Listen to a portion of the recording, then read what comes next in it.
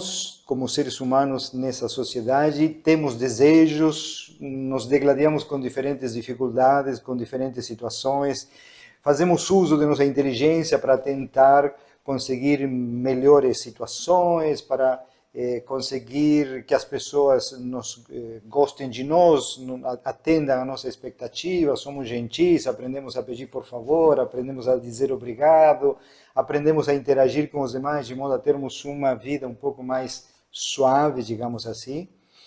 Adquirimos conhecimentos específicos conforme a nossa profissão, tentamos o tempo inteiro controlar o mundo, controlar nossas relações, controlar nosso comportamento diretamente, mas nunca paramos para desenvolver a habilidade de entender e gerenciar a nossa própria mente.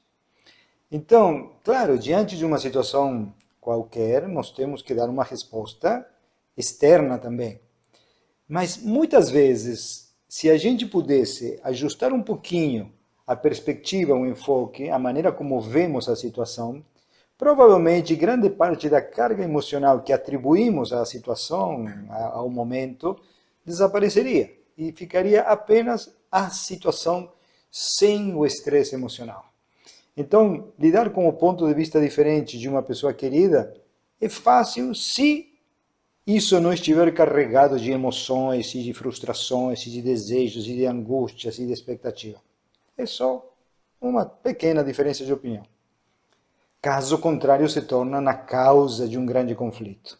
Então, quando entendemos que o que nós sentimos tem a ver com a nossa mente e não com a situação, tá?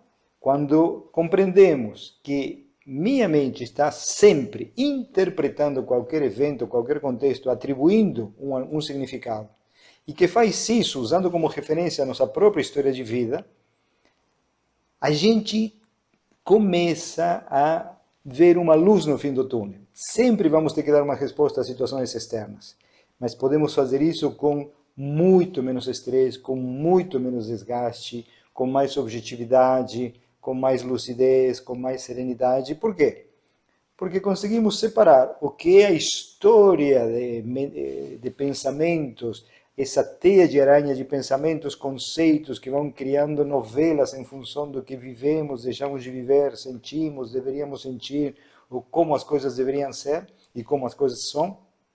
Quando tiramos tudo isso de lado, fica uma dificuldade, uma questão, uma situação, algumas condições, alguns recursos, algumas possibilidades, e em função disso fazemos o que é possível fazer. Às vezes nos saímos mais ou menos bem, às vezes nos saímos mais ou menos mal, às vezes o resultado é um pouquinho melhor do que a gente esperava, às vezes é o que a gente esperava, às vezes é pior. Isso acontece com todos nós. Então, tirando a pressão de que nossa vida tem que ser perfeita, de que nós temos que ter um contexto amigável o tempo inteiro, de que a situação tem que ser assim, assim ou assado, tirando toda essa exigência mental, compreendendo que essas são expectativas que não dizem respeito à vida nesse mundo, dizem respeito a uma vida pensada, a uma vida idealizada, a um conjunto de visões que fomos construindo ao longo da vida. Eu me lembro assim, quando eu descobri que as pessoas não eram do jeito que me ensinaram na infância, e se eu me comportasse de um jeito que supostamente ia dar certo, as coisas não necessariamente dão certo. Davam certo quando eu era criança para sobreviver no meu núcleo familiar, mas isso não se estende a toda a sociedade. Então, assim, a gente tem que repensar a vida, repensar os momentos em diferentes épocas, em diferentes lugares, com diferente idade, com diferentes profissões, com diferentes recursos, a gente pode fazer ou não fazer diferentes coisas. É aceitável ou não aceitável pela sociedade um conjunto de coisas. Mas quando a gente entende que se a gente deixa de lado tudo isso que está na nossa mente e a gente olha para o evento estando em paz, eu sou uma pessoa em paz, e tem aqui uma mente que interpreta tudo do jeito que a mente consegue interpretar, mas que eu posso transformar essa interpretação, posso treinar a mente para que interprete de uma maneira mais saudável. E, ainda assim, posso olhar para a situação de maneira objetiva, tudo fica mais simples, tudo fica mais fácil. Então, continuo tendo problemas, a consciência de tudo isso, a prática regular da meditação, não faz com que os problemas desapareçam, mas faz com que sejam apenas problemas, não dramas emocionais. E isso faz toda a diferença. Poder encontrar segurança emocional, paz emocional, satisfação emocional, independente das circunstâncias externas, centrar-nos em nossa própria paz, tomar consciência de que somos a consciência, a inteligência e não as histórias que a mente conta.